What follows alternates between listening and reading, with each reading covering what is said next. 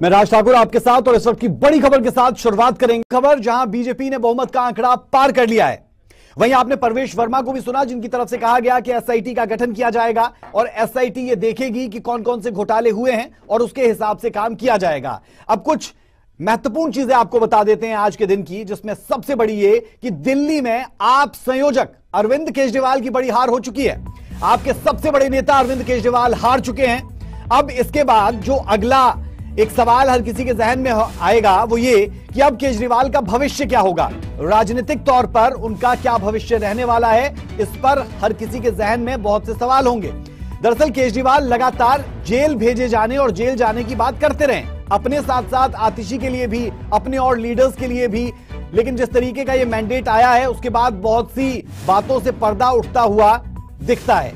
अगर बात लोकसभा चुनाव की जाए तो उस दौरान भी जेल जाने का शिगुफा केजरीवाल की तरफ से छेड़ा गया था।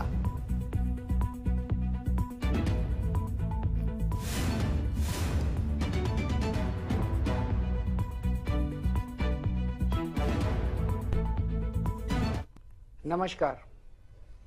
आज दिल्ली के चुनाव के नतीजे आए हैं और जनता का जो भी निर्णय है, जनता का जो भी फैसला है, उसे हम पूरी विनम्रता के साथ स्वीकार करते हैं। जनता का निर्णय सर माथे पर। मैं भारतीय जनता पार्टी को इस जीत के लिए बहुत बहुत बधाई देता हूं और मैं उम्मीद करता हूं कि जिस उम्मीद के साथ और जिस आशा के साथ लोगों ने उनको बहुमत दिया है, वो उन सभी उम्मीदों और आशाओं पे पूरा उतरेंगे। हमने पिछले 10 साल में जनता ने जो मौका दिया हमें, उन 10 सालों में हमने बहुत सारे काम किए।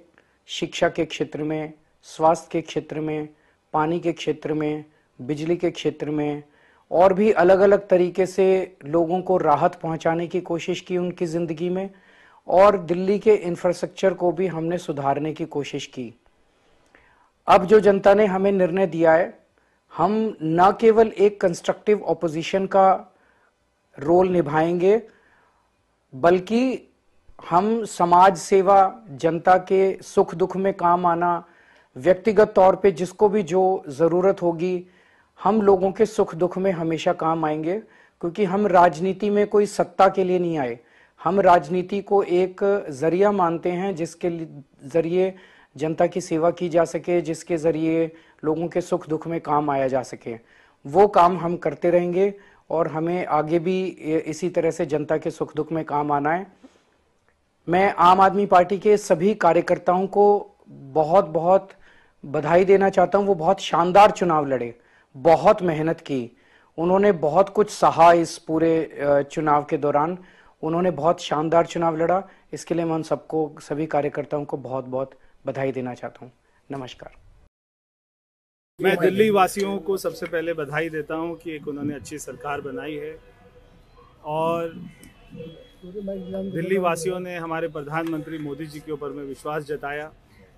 ये जीत हमारे प्रधानमंत्री जी की जीत है, ये जीत हमारे राष्ट्रीय अध्यक्ष जी की जीत है, ये जीत हमारे गृह मंत्री अमित शाह जी की जीत है, ये जीत सभी कार्यकर्ताओं की जीत है। ये सभी जीत पूरे दिल्ली वासियों की जीत है कि हम जो काम पिछले 20 साल में नहीं हो पाए, बहुत सारे काम हैं, वो सारे काम करेंगे। और सबसे बड़ी बात है कि मोदी जी का विजन दिल्ली में आएगा, उनकी सारी योजनाएं दिल्ली में आएंगी और बहुत सारे हम काम कर पाएंगे। मैं यहाँ के लोगों से मिला, उन्होंने अपनी समस्याएं रखी और उनको ये विश्वास था कि जो काम उनके बीच में नहीं हो पाए वो यहाँ से भारतीय जनता पार्टी कराएगी। तो हमने लोगों का विश्वास जीता। ये 5 साल हमारे लिए बहुत ही चुनौतीपूर्ण है कि हमें लोगों की सारी अपेक्षाओं पे खरा उतरना है। 2-4-5 दिन में विधायक दल बैठेगा, वहाँ पर कौन विधायक दल का नेता होगा वो तय होगा। उसके बाद में पार्टी की लीडरशिप वो उस पर मोहर लगाएगी और वो नाम आपके सामने आ जाएगा और वो जो भी नाम होगा सभी को मान्य है। हमने कहा था एसआईटी का गठन होगा, तो एसआईटी का गठन होगा। जो भी करप्शन हुए हैं, जो भी स्कैम हुए हैं, उन सब की जांच होगी।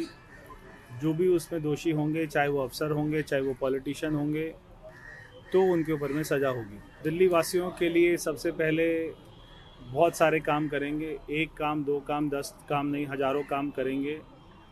और हमने जैसे कहा कि महिला समृद्धि योजना, यमुना रिवर फ्रंट, यहाँ के हमारे सारे अनएम्प्लॉयड बच्चों के लिए रोजगार, उनके लिए 50,000 सरकारी नौकरियाँ, और भी तमाम यहाँ पे पॉल्यूशन को कम करना है, उसके लिए हम जो है सख्त से सख्त कदम उठाएंगे। यहाँ पे ट्रैफिक कंजेशन, नए फ्लाईओवर, नई मेट्रो लाइन, सीवर लाइन, साफ पानी, गाँव में विकास, सारी कॉलोनियों में विकास, बहुत सारे काम कर। तो अरविंद केजरीवाल ने हार स्वीकारी है और बीजेपी को सरकार बनाने पर बधाई भी दी है।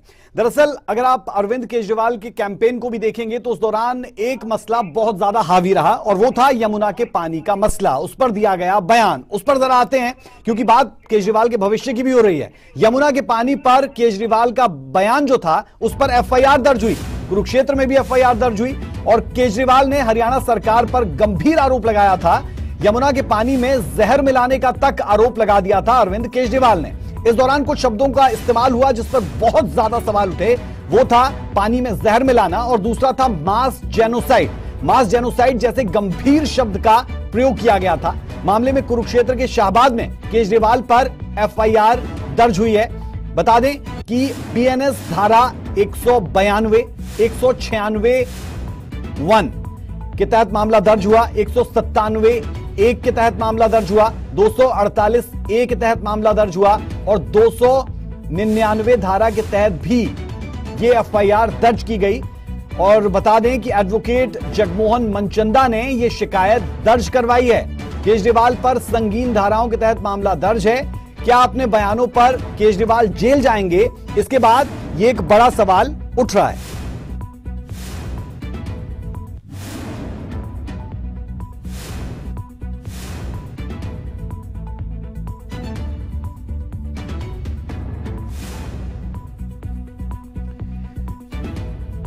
तो चलिए सीधे रुख करेंगे जगमोहन मनचंदा जी की तरफ, जो अधिवक्ता है और इस पूरे मामले को उजागर किया था या फिर कहेंगे उन्होंने एफआईआर इस पूरे मामले पर दर्ज की थी। और साथ ही हमारे साथ राजेश लवारिया जी भी जुड़े हैं जो पूर्व मेयर भी रहे हैं और बीजेपी के प्रवक्ता है। बहुत बहुत स्वागत है आप दोनों का सूर्या समाचार पर।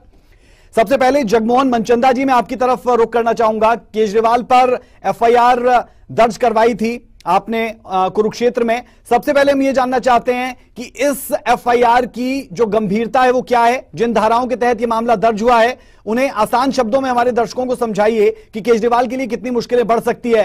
अब तो वो यहां पर चुनाव भी हार चुके हैं और उसके बाद किस तरीके का भविष्य रहने वाला है केजरीवाल का।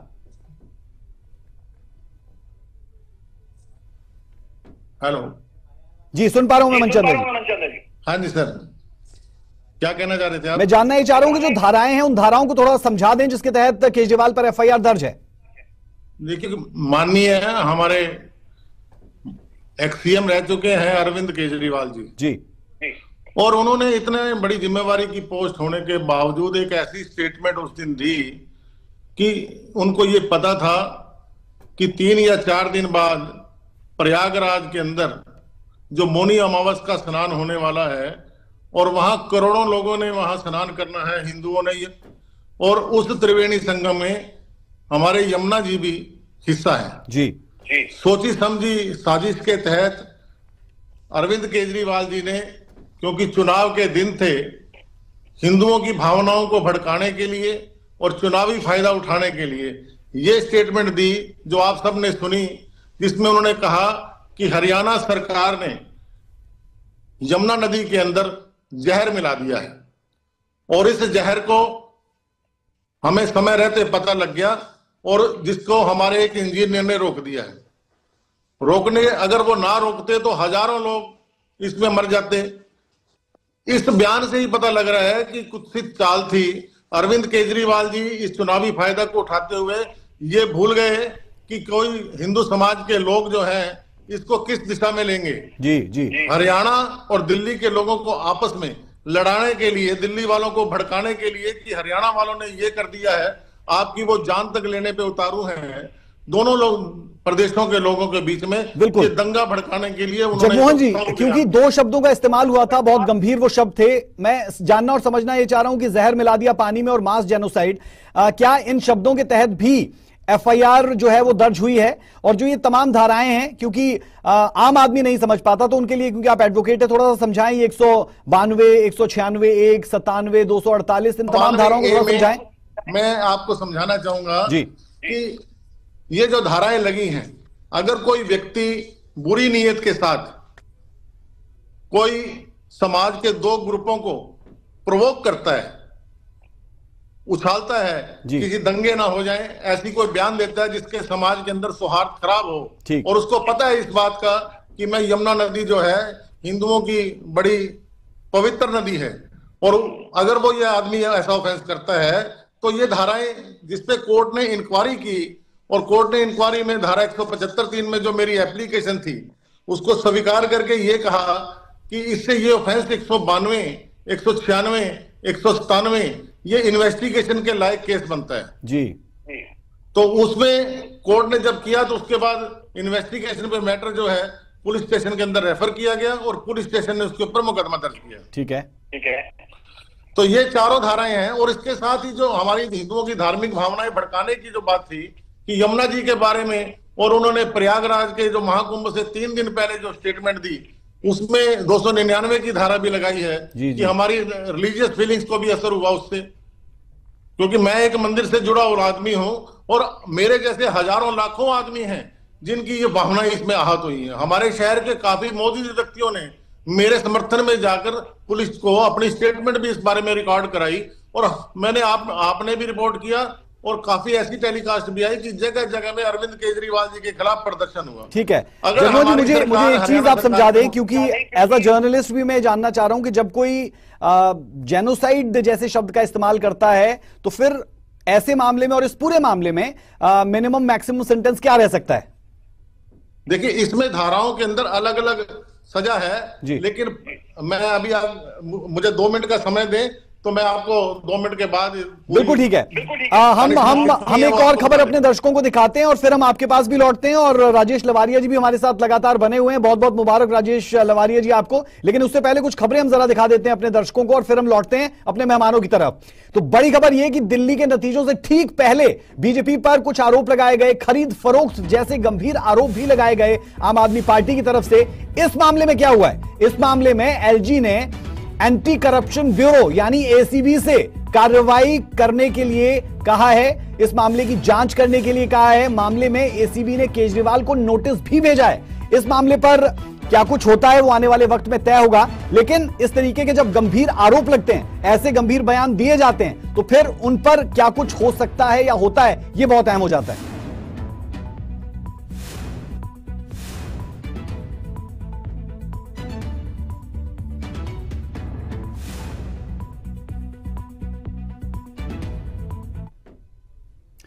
दरअसल विवादों से केजरीवाल का पुराना नाता रहा है। शराब नीति घोटाला मामले में केजरीवाल आरोपी है। शराब घोटाले में जेल भी अरविंद केजरीवाल जा चुके हैं, मामले में जेल भी जा चुके हैं अरविंद केजरीवाल, ये हर कोई जानता है। और जमानत पर बाहर है अरविंद केजरीवाल। बता दें कि इस घोटाले मामले में ईडी को कार्रवाई के आदेश गृह मंत्रालय ने दिए हैं, और गृह मंत्रालय ने ईडी को केस करने की मंजूरी भी दे दी है। ये बड़ी खबर भी हम दर्शकों के साथ साझा कर रहे हैं कि इस तरीके की चीजें भी अब होती हुई नजर आई है। किस तरीके से विवादों से केजरीवाल का पुराना नाता रहा है, और ये पुराना नाता ये जताता है, बताता है कि अरविंद केजरीवाल लगातार इस तरीके के विवादों में घिर जाते हैं, घेर दिए जाते हैं या फिर फंस जाते हैं। ये यहां से एक स्थिति स्पष्ट होती है। अब यहां से एक स्थिति ये भी स्पष्ट होती है कि घोटालों में जेल अरविंद केजरीवाल ऑलरेडी जा चुके हैं। जेल जाने से पहले जेल जाने की बातें वो कर रहे थे। घोटाला मामले में ईडी को कार्रवाई के आदेश है, और गृह मंत्रालय ने ईडी को केस करने की मंजूरी भी दे दी है। ये बड़ी और अहम जानकारी हम अपने दर्शकों के साथ साझा कर रहे हैं। और इसके साझा करने के साथ साथ अब हम अपने दर्शकों को केजरीवाल और विवाद एक टाइमलाइन जरा समझा देते हैं कि किस तरीके से पिछले 1-1.5 साल में लगातार अरविंद केजरीवाल के बयान सामने आए, उन बयानों के कारण समस्याएं हुई, या फिर उसके साथ साथ आप ये कह सकते हैं कि कब वो जेल गए। 12 मई 2024 दिल्ली में अरविंद केजरीवाल ने रोड शो किया। ये बात हो रही है लोकसभा चुनाव से पहले की। आपको वोट देंगे तो मुझे जेल नहीं जाना पड़ेगा, ये उनकी तरफ से कहा गया था। 25 दिसंबर की अगर बात करते हैं तो अरविंद केजरीवाल ने प्रेस कॉन्फ्रेंस की थी और आतिशी को जेल भेजे जाने की साजिश का अंदेशा जता दिया था। ईडी सीबीआई की तरफ से आतिशी की गिरफ्तारी की प्लानिंग हो रही है, यह भी केजरीवाल ने कहा था। हुआ हालांकि ऐसा कुछ नहीं, लेकिन उनकी तरफ से इस बाबत प्रेस कॉन्फ्रेंस तक कर दी गई थी।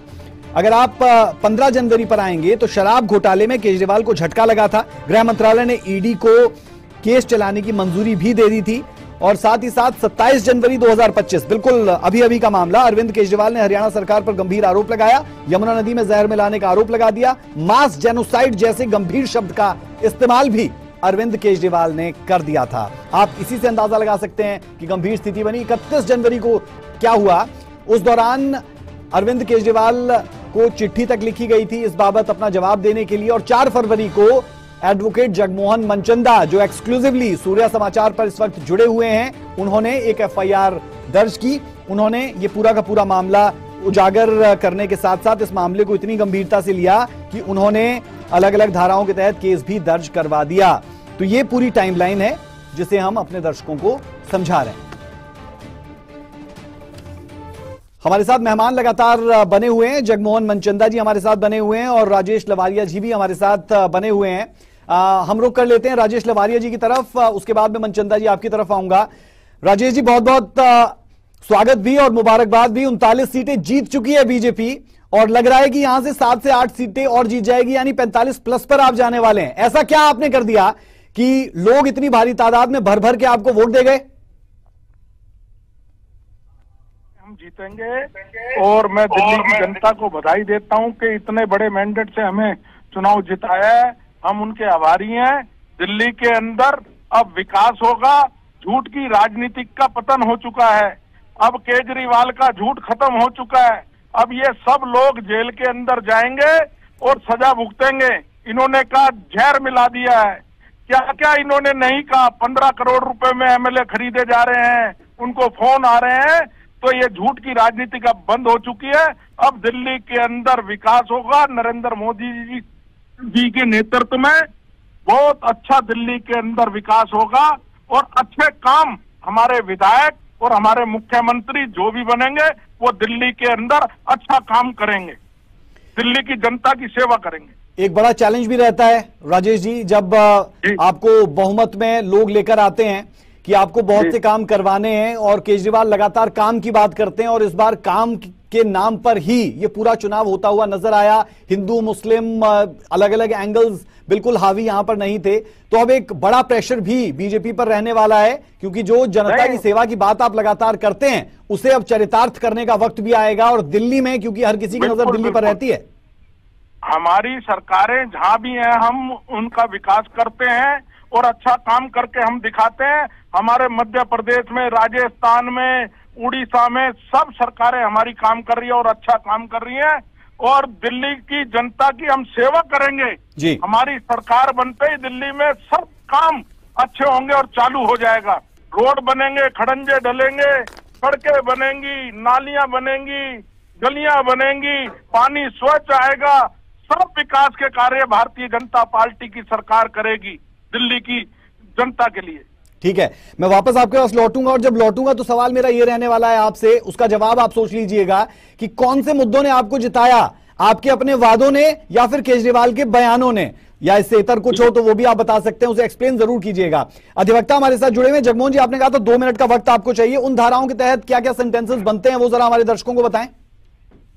सबसे पहले तो जो धारा 192 लगी है जी, उसमें ये है कि जिस प्रकार ये जानबूझकर कि इनसे ये दंगे करवा सकते थे, इनको पता था, बड़े ये समझदार आदमी अपने आप को कहते हैं कि इतनी भारी स्टेटमेंट जिसमें आपने कहा कि हजारों लोग मर सकते हैं, बिना बेसलेस आधार इन्होंने बनाया।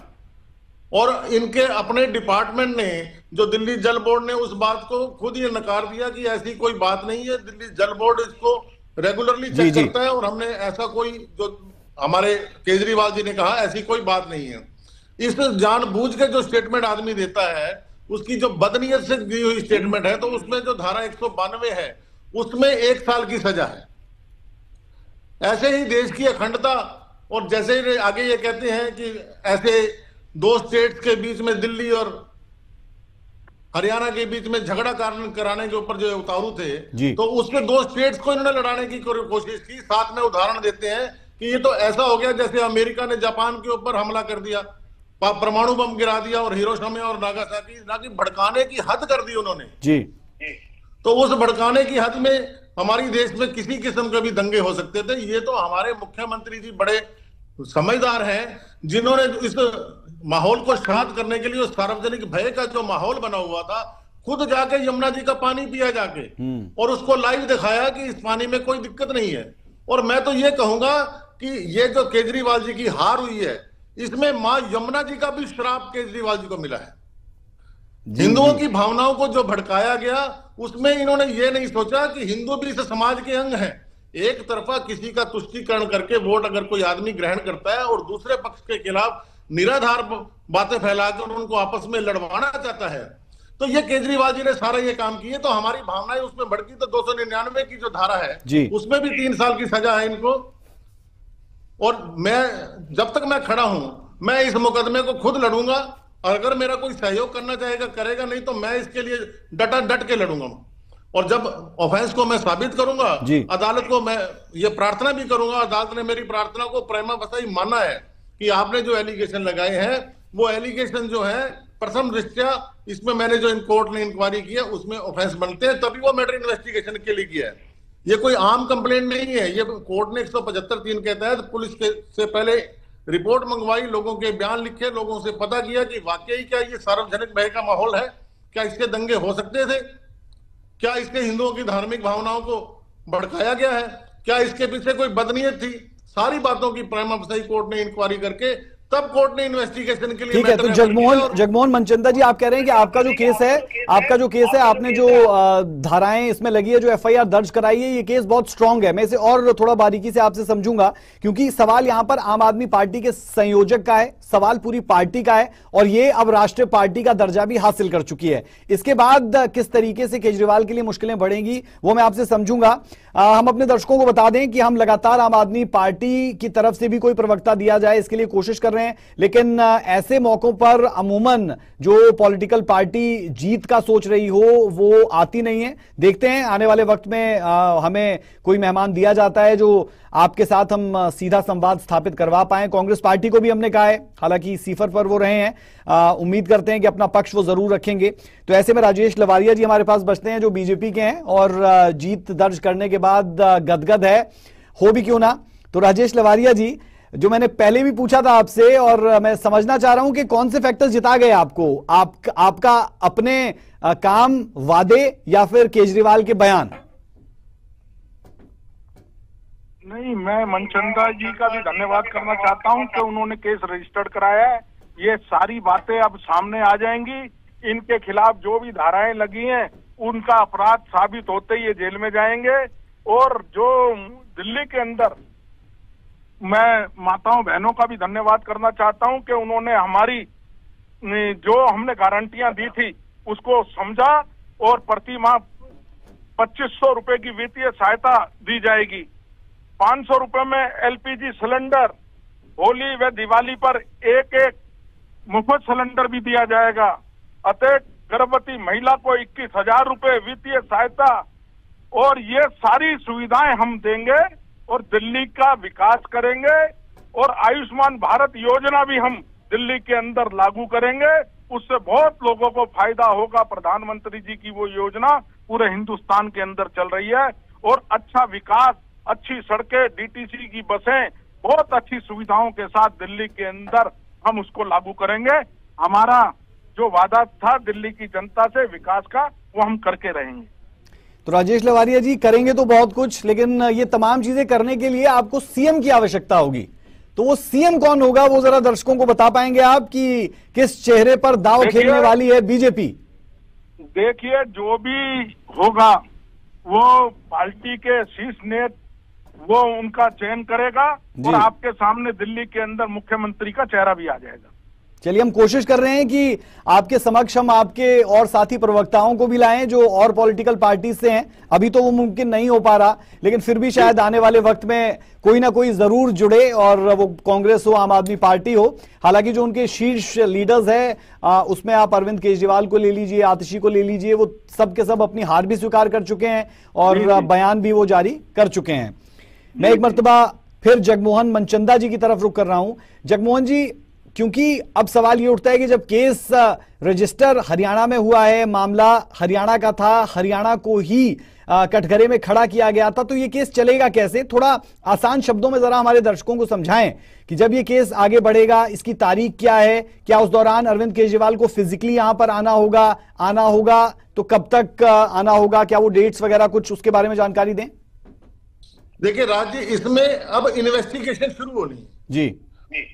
मैं पुलिस को भी प्रार्थना भी की है और मैं खुद इस केस की पैरवी भी कर रहा हूं जी कि इन संगीन अपराध में, जैसा कि ये स्टेटमेंट इन्होंने दी कि जहर मिला दिया है, केजरीवाल जी को पुलिस कस्टडी के अंदर लेकर उनसे ये पूछताछ की जाए कि आपके पास क्या आधार था, आपने कहां देखा, किस जगह पे ये जहर मिलाया गया जी, आपके पास क्या आधार था जी।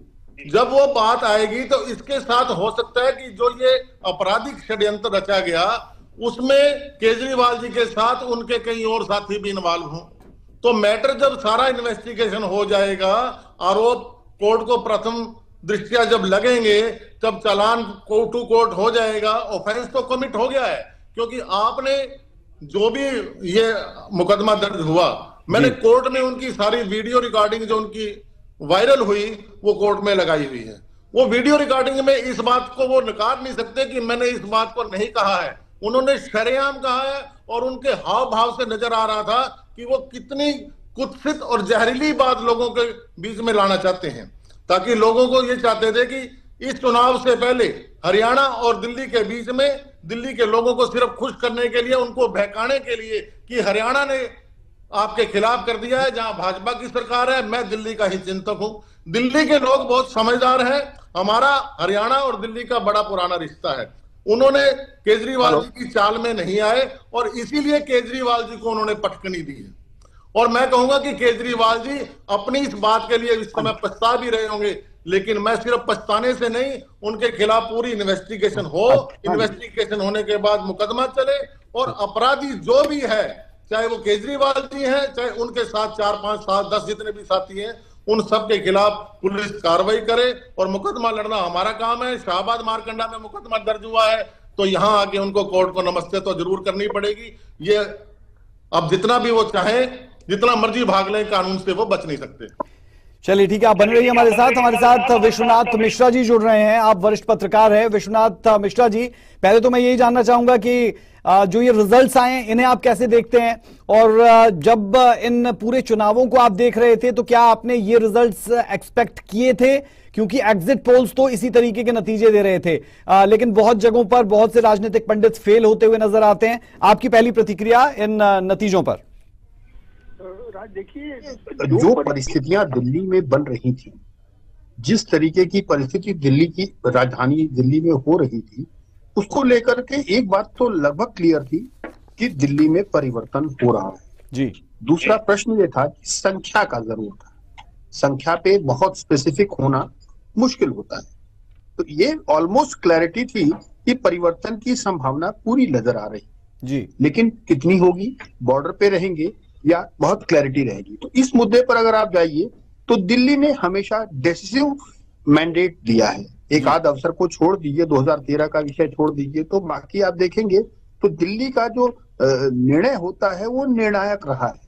तो इस बात को लेकर के हम लोग आश्वस्त थे, हम विशेष रूप से हमको ये आश्वस्ति लग रही थी कि संभवतः ये कहीं बीच में नहीं छोड़ेगी दिल्ली की जनता, एक क्लियर, बहुत क्लियर मैंडेट देगी कि किसी सरकार बनानी है।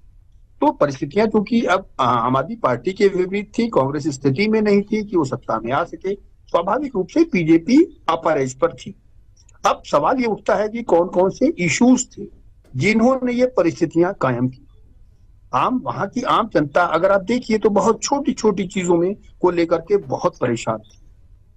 जो भ्रष्टाचार का विषय था वो नीचे जनमानस तक पहुंच चुका था, लोगों को ये समझ में आता था। उनकी सड़कें टूटी हुई, पानी जो पीने का पानी है वो गंदा पानी है। ज्यादातर जगहों पर अभी भी स्थिति ये है कि टैंकर से पैसा, पानी लेने के लिए पैसा भी देना पड़ता है, घंटों खड़ा होना पड़ता है। दूसरी चीज, झुग्गियों को के नाम पर ये सरकार सत्ता में आई थी, लेकिन झुग्गियों को रिप्लेस करने के लिए, मकान बना कर देने के लिए कोई ऐसी स्कीम या स्पेसिफिक चीज कभी भी न सरकार ने फ्लोट की, ना उसको इम्प्लीमेंट करने की तो बात ही। ठीक है विश्वनाथ मिश्रा जी, आपने जो बात कही मैं उसी से एक सवाल ले लेता हूं आपसे। सवाल ये कि 2013 का जिक्र आपने किया, वो बहुत एक्सेप्शनल टाइम था, अगर हम ये कहें कि अन्ना मूवमेंट के बाद कंट्री कुछ और ही देख रही थी, और उस दौरान जिस तरीके का मैंडेट आया तो शायद जो आप बात कर रहे हैं वो वहां से समझी जा सकती है। लेकिन दिल्ली की जनता को हम ये भी देखते हैं कि जब भी वो किसी को मैंडेट देती है तो फिर सिर्फ 5 सालों के लिए नहीं देती है, वो उन्हें बहुत अच्छे से परखती भी है, बहुत वक्त भी देती है। आप शीला दीक्षित का वक्त देख लीजिए, आप अरविंद केजरीवाल का वक्त देख लीजिए, तो यहां से लग तो ये रहा है कि अब बीजेपी दिल्ली में एक लंबी पारी खेलने की तरफ जा रही है, अगर हम इतिहास की तरफ जाएं। क्या आपको लगता है कि इसी तरीके से चीजें रहने वाली है या फिर ये अलग दिल्ली है? नहीं, बिल्कुल ये बात बिल्कुल आपने ठीक कही है कि दिल्ली की जनता बहुत स्पेसिफिक है, बहुत क्लैरिटी है, वो अपने निर्णयों में अचानक बदलाव नहीं करती है। वो राज्य के चुनाव यानी विधानसभा और लोकसभा के चुनावों को भी बहुत स्पेसिफिकली उठाकर वही लोग वोट करते हैं। केंद्र के लिए दूसरे को वोट करते हैं, राज्य के लिए दूसरे को वोट करते हैं, यानी कहीं उनको डाइवर्जन नहीं, कंफ्यूजन नहीं है उनका। उन्हें बहुत क्लियरली पता है कि क्या करना है, तो वो एक बार पूरा काम करने का अवसर देते हैं। उन्हें पता है कि 5 साल में सारे जो आउटकम है जिसे कहेंगे, या जो पॉलिसीज हैं, जो स्कीम्स हैं, उनके सबके आउटकम सड़क पर नहीं दिखेंगे। तो वो पूरा अवसर देते हैं सरकार को अपना काम करने का। वो योजनाएं जमीन पर उतरे, उसका लाभ आम जनता तक, जनमानस तक पहुंचे, इसका अवसर देते हैं। तो आशा कर सकते हैं कि कम से कम बीजेपी को डेफिनेटली एक बड़ा मौका मिलेगा, सेकंड रेजिम की आशा कर सकते हैं। लेकिन उसके लिए भी जरूरी है, क्योंकि आम आदमी पार्टी बहुत आक्रामक रहती है, तो अगर कहीं भी बीजेपी अपनी अश्योरेंसेस या आश्वासन या जो भी कहिए उनमें अगर कहीं पीछे हटती दिखेगी, तो डेफिनेटली 15, 20, 22 जो भी संख्या बनती है, तो डेफिनेटली वो अपने इश्यूज जरूर असेंबली में उठाएंगे। इन सभी चीजों से बीजेपी बचना चाहेगी। तो आशा तो ये डेफिनेटली बीजेपी पर एक दबाव जरूर होगा कि वो जो चीजें उन्होंने कही हैं उनको वो स्टेप बाय स्टेप इंप्लीमेंट करते जाएं। क्यों? क्योंकि उनको जवाबदेही भी है। दूसरी चीज, क्योंकि मोदी जी ने अपनी क्रेडिबिलिटी पर, देखिए राष्ट्रीय स्तर पर कम से कम मोदी जी की क्रेडिबिलिटी पर कोई प्रश्न चिन्ह नहीं है, तो वो एक ऐसे व्यक्ति को पार्टी चुनती है जो उनकी अश्योरेंसेस को वर्ड बाय वर्ड या यूं कहें कि जमीन पर ठीक से उतारने की सामर्थ्य रखता हो। बिल्कुल। तो ये मैं लौटता हूं आपके पास।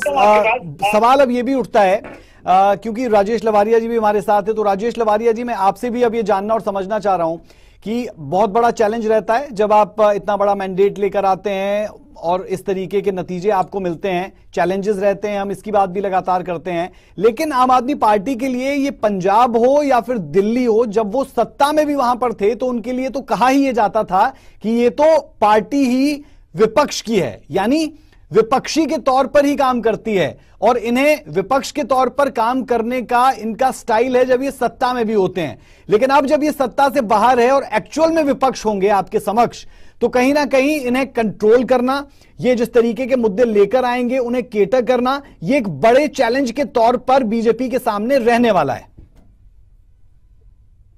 अभी तो इनके आपस में ही मतभेद बहुत होंगे और ये टूट के कहां जाएंगे ये पता नहीं। इनके भ्रष्टाचार सारे उजागर होने वाले हैं।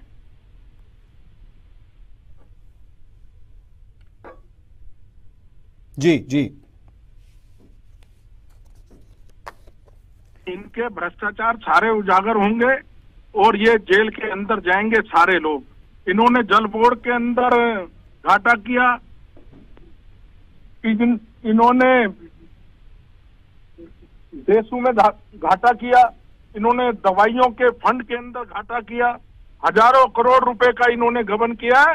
ये सारे लोग अब जेल में जाने वाले हैं और सारे पैसे अब बाहर आने वाले हैं इनसे। चलिए उम्मीद कुछ ऐसी करते हैं, क्योंकि हमने देखा था कि इस तरीके की खबर भी सामने आई, एक लेटर भी जारी कर दिया गया कि जो भी सरकारी कार्यालय हैं वहां से कोई भी फाइल, कोई भी रैम, कोई भी हार्ड डिस्क बाहर ना जाए, ये सुनिश्चित किया जाए। और इस तरीके का लेटर जारी कर दिया गया है। इसका सीधा मतलब यही है कि आम आदमी पार्टी को अब पूरे तरीके से फ्रंट फुट पर घेरती हुई बीजेपी नजर आएगी, क्योंकि अब सत्ता के शिखर पर काबिज हो चुकी है।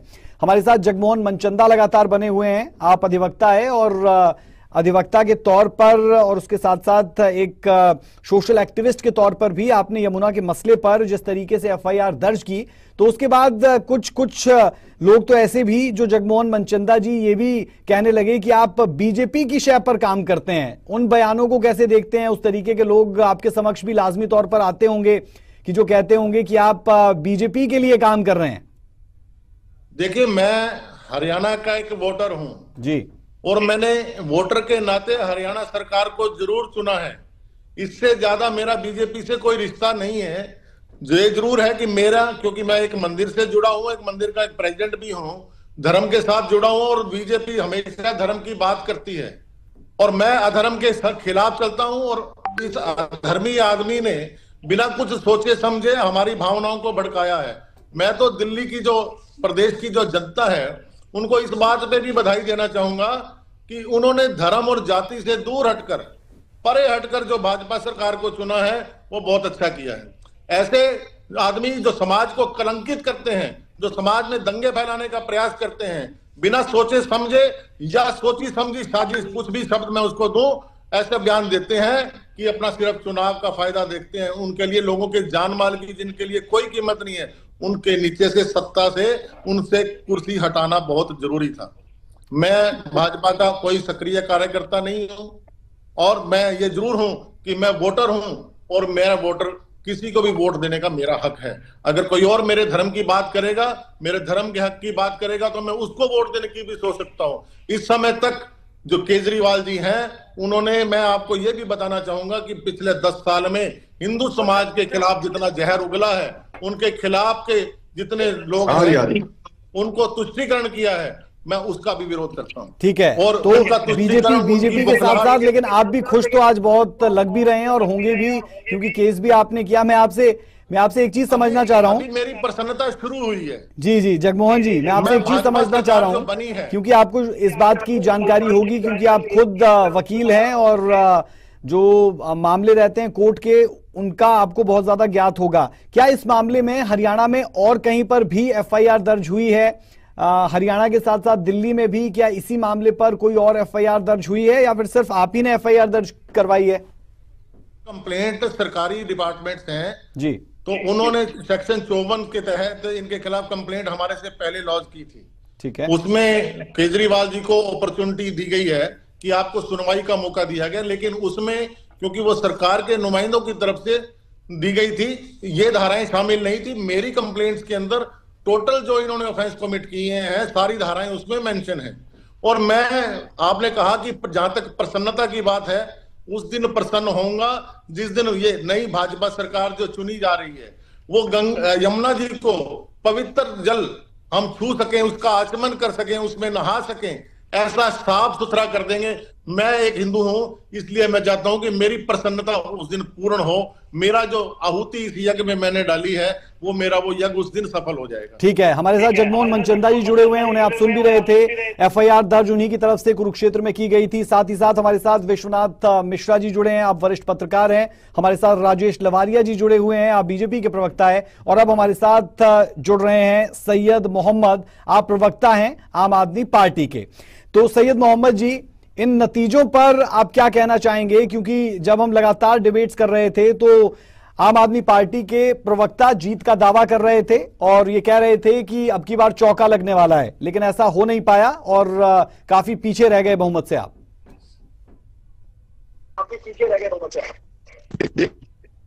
और जनता ने अगर बीजेपी को अपनी सेवा करने का मौका दिया है तो हम इसका स्वागत करते हैं। अटल बिहारी वाजपेयी जी की लाइनें, क्या जीत में क्या हार में, निश्चित नहीं भयभीत में, कर्तव्य पथ पे जो भी मिला ये भी सही वो भी सही, वरदान नहीं मांगूंगा, हार नहीं मानूंगा।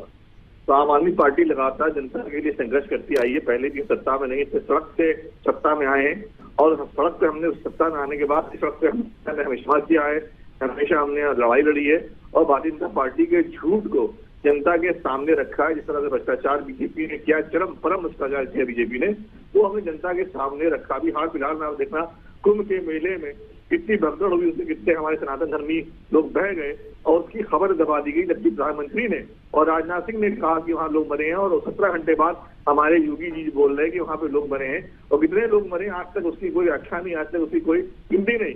तो जो सनातन धर्मी है, जो हिंदू धर्म को प्यार करते हैं, उनकी भावना क्यों नहीं आहत होती जब इस तरह की घटनाएं होती हैं। और लगातार 5-6 बार वहाँ कुंभ के मेले में आग लगी है, वहाँ अवस्था इतनी ज्यादा है। और इससे पहले हमने और भी देखा, राम मंदिर का निर्माण वहाँ लाखों करोड़ रुपए जनता खर्चा की गए, उसके बाद। ठीक है सैयद मोहम्मद जी, आज चुनावों की भी बात कर लेते हैं। और जो आपने शुरुआत में बात कही, मैं वहीं से शुरू करना चाहूंगा कि यही खूबसूरती लोकतंत्र की कि अटल बिहारी वाजपेयी जैसा नेता जो बीजेपी में रहे और आप उन्हीं की पंक्तियों को टीवी चैनल पर सुनाते हुए नजर आए, तो ये एक खूबसूरत तस्वीर है लोकतंत्र की। लेकिन मैं उससे ज्यादा आपसे समझना ये चाह रहा हूं कि क्या गलती कर दी आपने? क्या गलती कहीं ये तो नहीं हो गई कि अरविंद केजरीवाल ने जो यमुना को लेकर बयान दे दिया था, उसमें हरियाणा को भी लपेट लिया, उसमें जेनोसाइड की बात कर दी, फिर एफआईआर दर्ज हो गई, ये तमाम चीजें बैकफायर तो नहीं कर गई आपको? देखिए, यमुना की बात हमने यमुना की बात कभी नहीं की। यमुना की बात तो जो है योगी आदित्यनाथ ने की थी। उसके बाद जो है हरियाणा के जो चीफ मिनिस्टर है वो यमुना में पानी पीते हुए दिखाए, उसके बाद आधा पानी उन्होंने फेंक दिया। तो हम लोग कह रहे हैं यमुना का पानी इस्तेमाल लायक नहीं है, यमुना का पानी गंदा है, उसकी सफाई होनी चाहिए। कि सरकार से लगातार हमने बजट मांगा, और एलजी साहब ने, इससे पहले जो एलजी साहब थे, उन्होंने जिम्मेदारी ली थी यमुना साफ करने की, फाइल उनके पास है। आज भी ज्यादातर कंट्रोल एलजी के पास है, और उन्होंने कहा था वो इतनी मीटिंगें करेंगे। आज तक उन्होंने 2-3 ज्यादा मीटिंग नहीं करी। 24 मीटिंग होनी थी या 25 मीटिंग होनी थी, एलजी साहब ने यमुना साफ करने के लिए मीटिंग नहीं करी। तो अगर आप देखिए, तो अगर आप गहराई में जाइए तो सारी परेशानी जो क्रिएट करी गई है दिल्ली में, वो बीजेपी ने की, एलजी के द्वारा क्रिएट करी है। अभी बीजेपी का एलजी हारा है, ये बीजेपी जीती है, आप तय करिए, क्योंकि मुझे लगता है दिल्ली में बीजेपी से हारी है। तो सैयद मोहम्मद जी, ये कह दिया जाए कि आपकी हार के लिए एलजी जिम्मेदार है? देखिए, हमारी हार के लिए जाहिर सी बात है कि बीजेपी ने जिस तरह की कारस्तानी करी, जिस तरह झूठे आरोप लगाए, आम आदमी पार्टी कट्टर देशभक्त पार्टी है, अरे सर, ईमानदार पार्टी, कट्टर बाबा भीमराव। सैयद मोहम्मद जी, अब तो लोगों की अदालत में चले गए। अब तो अरविंद केजरीवाल ने खुद कह दिया कि जो जनता ने किया है वो हमें स्वीकार है, हाथ जोड़कर वो इसे मान चुके हैं। अब तो कम से कम 2 + 2 5 मत बताइए। कोर्ट के अंदर क्या एक चबंदी बरामद कर पाई है? आपने किसी पे चोरी का इल्जाम लगाया, पैसा बरामद नहीं पाया, कैसे वो साबित हो जाएगा? कोर्ट सबूत गवाहों के ऊपर चलती है ना। एक चबंदी बरामद नहीं कर पाया। ED, CBI, income tax. अरे सर, मैं कह रहा हूं सब कुछ गलत हुआ, आप जो कह रहे हैं वो सही हुआ, लेकिन जो अभी नतीजे आए उन पर मैं आपसे जानना चाह रहा हूं। मेरा सीधा सा सवाल था जिसका जवाब आपने नहीं दिया कि क्या जो मास जेनोसाइड की बात की गई थी, क्या जो यमुना में जहर मिलाने की बात की गई थी, क्या वो बयान बैकफायर हुए आम आदमी पार्टी पर? देखिए, आम आदमी पार्टी का जो परिणाम आया है उसका हम स्वागत करते हैं। और अब आम आदमी पार्टी दिल्ली में बहुत ज्यादा व्यस्त रहती थी, दिल्ली की जिम्मेदारियां थी। अब आदमी पार्टी उस दिल्ली की जिम्मेदारी थोड़ा मुक्त हुई है, और आम आदमी पार्टी दिल्ली से बाहर जाके, केजरीवाल मसूदे से बाहर जाके और राज्यों में आम आदमी पार्टी का प्रचंड प्रचार करेंगे, और आम आदमी पार्टी को और मजबूत बनाएंगे राज्यों में। आम आदमी पार्टी तो सर अभी भी बहुत बिजी है। आप यही देख लीजिए कि हम प्रवक्ता मांग रहे हैं, दिल्ली से हमें कोई प्रवक्ता भी नहीं मिल पाया आम आदमी पार्टी का। तकरीबन आधे 1 घंटे के बाद हमें प्रवक्ता दिया गया है। तो बिजी तो ठीक है, लेकिन जो स्थिति उत्पन्न हुई है, उस स्थिति उत्पन्न होने के बाद अब जो स्थिति है ये राष्ट्रीय पार्टी बन चुकी है। तो जानना मैं ये चाह रहा हूं आपसे कि जब आपके संयोजक हार जाते हैं तो इसके बाद आपके लिए आगे की राह बेहद मुश्किल रहने वाली है, उसके लिए कोई रोड मैप है? देखिए, हमारी राह कब आसान थी? हमने तो हमेशा मुश्किल राहों पे कोई सुना है, हमेशा मुश्किल राहों पे हम चले हैं, और आगे भी मुश्किल राहें हमारे लिए रहेंगी। हम तो इसके लिए बिल्कुल तैयार हैं। और एलजी ने जो नोटिस भेजा है, जो लेटर भेजा है, और हार्ड डिस्क वगैरह सब करने की बात करी है, एलजी साहब को मैं याद दिलाना चाहता हूँ, इससे पहले 36 बार इन्होंने आम आदमी पार्टी कार्यालय पे रेड डलवाई, ऑफिसर भेजे, सीज कर लिया, उसके बाद भी कुछ बरामद नहीं हो पाया। हमारे 30 एमएलए पे उन्होंने झूठे इल्जाम लगा, सबके साथ 30 के 30 बरी हो गए। तो ये बीजेपी जो खेल खेल रही है वो एक नैरेटिव की राजनीति चलती है, इसके राजेश लवारिया जी हमारे साथ है। राजेश लवारिया जी, अब तो आम आदमी पार्टी विपक्ष में, अब तो ये बातें अगर वो बोलते हैं तो सही भी लगता है, जब सत्ता में थे तब भी वो ये बातें बोलते थे। तो राजेश लवारिया जी तैयार रहिए, क्योंकि आम आदमी पार्टी के लिए कहा भी ये जाता है कि ये पार्टी अगर विपक्ष में हो तो नाक में दम कर देगी। तैयार रहें उसके लिए। जो जीत के आए हैं वो भी इनसे खफा होकर इधर उधर चले जाएंगे, और मैं दिल्ली की जनता का फिर धन्यवाद करता हूं कि इतनी ज्यादा मैंडेट देके हमें उन्होंने जिताया है, हम उनके आभारी हैं। हम दिल्ली के अंदर विकास करेंगे। झूठ की राजनीति को उन्होंने झुटला दिया है। केजरीवाल जी भी अब अंदर जाएंगे, सारे केस उजागर होंगे, इनके जितना भी भ्रष्टाचार किया है ये सब लोग जेल की सलाखों के पीछे होंगे फिर दोबारा। इन्होंने प्रधानमंत्री जी को 12 साल, आज जो भी इन्होंने कहा, अच्छा कहा बुरा कहा, दिल्ली की जनता ने इनको सबक दे दिया। अब ये यहाँ से दिल्ली से खत्म हो जाएंगे और अब ये पंजाब की तरफ रुख करने वाले हैं केजरीवाल जी। चलिए, हमारे साथ मिश्रा जी भी जुड़े हैं, वरिष्ठ पत्रकार है। विश्वनाथ मिश्रा जी, मैं आपसे जानना और समझना ये चाह रहा हूं कि अगर हम इन नतीजों को देखते हैं तो वहां पर एक चीज समझ में आई कि जो पूरी दिल्ली बेल्ट है और जो बॉर्डर्स लगते हैं, वो यूपी का हो, वो हरियाणा का हो, जो जाट बेल्ट थी उसने बहुत ज्यादा वोट कर दिया और बीजेपी के कैंडिडेट्स जीतते दिख गए। मैं इस पहलू पर आपसे समझना चाह रहा हूं कि जाटों की तरफ से इतना ज्यादा जो समर्थन मिलता हुआ बीजेपी को दिख रहा है, वो ये बता रहा है कि जो हरियाणा में नाराजगी थी, राजस्थान में थोड़ी नाराजगी थी या फिर यूपी में नाराजगी थी, वो शायद ठीक होने की तरफ है।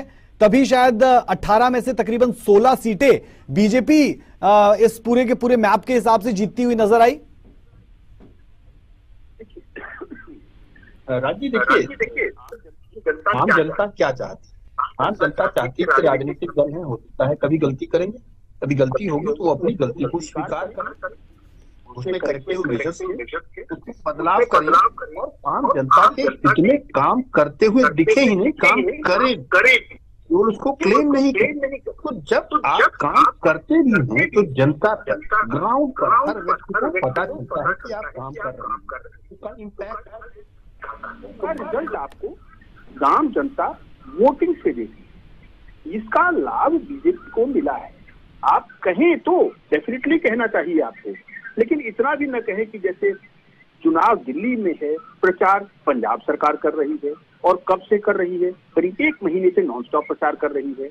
वो पंजाब जिसके पास सैलरी देने की दिक्कत थी अभी कुछ महीने पहले, तो कम से कम आम जनता इन चीजों को देखती है कि आप जिस नैतिकता की बात कर रहे हैं क्या वाकई आपके एक्शन में वो दिख रहा है या नहीं दिख रहा है। जब उसको लगता है ठीक है कमोबेश दिख रहा है, राजनीति है, थोड़ा ऊपर नीचे होगा, आपके सारी चीज शब्दशः चीजें नहीं आएंगी, लेकिन अगर उसको लगता है कि नीयत ठीक है इस पार्टी की, इसका लक्ष्य ठीक है कमोबेश, तो वो माफ कर देती है, गलतियों को माफ कर देती है। बीजेपी को आप देखिए, जब कहीं कोई गलती होती है तो वो तुरंत झुककर उसकी माफी मांगते हैं और करेक्टिव मेजर्स लेते हैं। आप देखिए जो सीटों का उठा लीजिए, जो बॉर्डर जो बेल्ट आप बता रहे हैं, उसमें देखिए एक समय था कि जब कहा जाता था भाई जाट बिल्कुल नाराज होती जी, लेकिन बीजेपी आगे आई, बीजेपी ने उन चीजों को प्रेजेंट किया। तो आप हरियाणा में देखिए, यही आम आदमी पार्टी गई थी, कांग्रेस थी, लेकिन किसी ने क्या जो रिजल्ट्स आए वो सेल्फ एक्सप्लेनेटरी है, मुझे लगता है कहने की जरूरत नहीं है।